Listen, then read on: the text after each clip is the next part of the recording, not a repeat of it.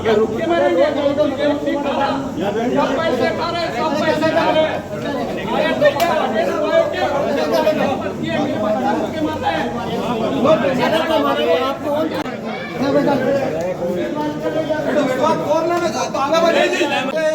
घुमा रहे हैं बाबू जी, सब ना तो मालूम ना। वहाँ हाई कोर्ट से आदेश आ गए, उसके बाद भी घुमा रहे हैं।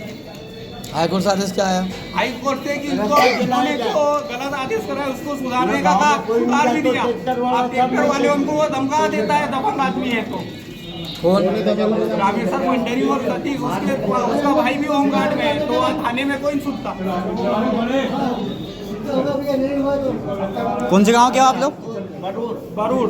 मेरी जमीन 1981 से मेरी रजिस्ट्री में रास्ता लिखा हुआ था। रामेश्वर पंडरी और सतीश रामेश्वर ने मतलब 2019 में खरीदी और मेरा रास्ता रोक दिया गया। जब से मैं तहसीली में से भी जीत चुका हूँ, एसडीएम ने भी मेरे फेवर में दिया। फिर अपर कलेक्टर जो शंकर सिंगाड़े थे उसके पास पूर्ण निरीक्षण के लिए भेजा, तो उसने रिश्वत लेके हमको भी सुना, उसको भी सुना। उसके बाद भी सब पता होने के बाद भी रिश्वत लेके गलत आदेश कर दिया। उसके बाद में को क्या इंदौर भेजा गया। जो अनूप कुमार कलेक्टर साहब थे वो सही थे, तो उन्होंने मतलब वहां भेजा। कहाँ? इंदौर भेजा। वहां से उन्होंने उनको अथॉरिटी नहीं थी, तो उन्होंने राजस्व मंडल भेज दिया। राजस्व मंडल से इन्होंने मांग करी कि हमको अनुमति दी जाए पूर्ण निरीक्षण की। पूर्ण निरीक्षण के लिए उन्होंने अनुमति दे दी। फिर उसके बाद में इन्होंने ऑर्डर करना था, तो इन्होंने और रिश्वत ले ली और फिर उसको कही कि हाई कोर्ट उसको स्टे लेने के लिए भेज दिया। वो स्टे लाया तो खेत पड़ती रहा, 3 साल से पड़ती है।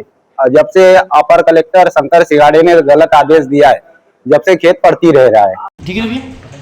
सर, एक किसान ने जन सुनवाई में आज जमकर हंगामा किया है और हंगामा करने के बदले उसे जेल भेज दिया गया है। सर, क्या है पूरा मामला? आज जन सुनवाई के दौरान कलेक्टर कार्यालय में जहां सभी विभागों के अधिकारी बैठे थे, तो ग्राम बरूड़ के 2 व्यक्ति राम नारायण पिता मौजीलाल और श्याम कुमरावत पिता राम नारायण, ये दोनों वहाँ पर आकर बहुत ज़्यादा इनने शोर शराबा हंगामा किया। बिल्कुल अधिकारियों से मारपीट करने पर उतारू हो गए थे। तो इनको तत्कालिक रूप से वहाँ पर गिरफ्तार किया गया, और यदि गिरफ्तार नहीं करते तो जरूर ये कोई ना कोई वारदात कर देते। इतने ज़्यादा लोग तेज में थे। इसके बाद इनको पुलिस के द्वारा गिरफ्तार किया गया और यहाँ प्रस्तुत किया गया। तो हमारे द्वारा इनसे जमानत की मांग की गई। ये जमानत इनके द्वारा प्रस्तुत नहीं किया गया, तो उसके बाद इनको धारा 151 CRPC धारा 170 BNSS के अंतर्गत गिरफ्तार करने के बाद जेल भेजे जाने की कार्रवाई की गई। क्यों आया था? कहना है सर कि हमें समय भी नहीं दिया गया और हमने आवाज़ उठाई तो हमें जेल भेजा जा रहा है। नहीं, इनका कहना पूरी तरह से गलत है। जन सुनवाई में नागरिकों को एक आवेदन करने का, अपना पक्ष रखने का एक तरीका होता है। इनके द्वारा वहाँ पर दादागिरी और अभद्रता की गई है, और जिसके कारण ये कार्रवाई करना जरूरी है। उनका कहना क्यों आए थे सर ये लोग, क्या मांग लेके आए? ये एक्चुअल में इनका एक ज़मीन का रास्ते का विवाद है, और जो ऊपर में न्यायालयों में विभिन्न स्तर पर विचाराधीन है, और जिस पक्ष के साथ इनका विवाद चल रहा है, तो इनको न्यायालय में अपना पक्ष रख के प्रकरण का निराकरण कराना चाहिए।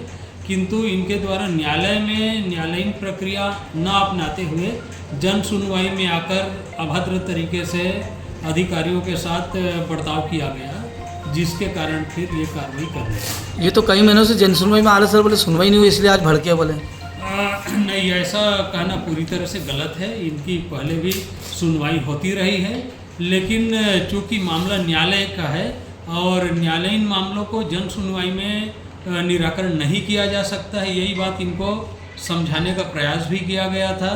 किंतु ये तेज में आकर जो है सीधा अधिकारियों के साथ बदतमीजी करने लगे थे। उनका कहना था कि हाईकोर्ट से भी एक आदेश लाए थे कि इसमें संशोधन करने के। ऐसा कोई भी आर्डर उनके द्वारा प्रस्तुत नहीं किया गया है, और यदि इनके पास कोई भी आर्डर है तो उसको जन सुनवाई में लाने के बजाय तहसील या अनुविभागीय अधिकारी के न्यायालय में प्रस्तुत करना चाहिए। तो क्या मैसेज ये नहीं जाएगा सर कि जन सुनवाई में इंसाफ मांगने आए और जेल मिल गई? नहीं, ये इंसाफ मांगने नहीं आए थे, इनके द्वारा जन सुनवाई में आके व्यवस्था भंग करने का कार्य किया गया है। और ये जो अधिकारियों के साथ जो गुंडागर्दी करना, ये किसी भी तरीके से उचित नहीं है।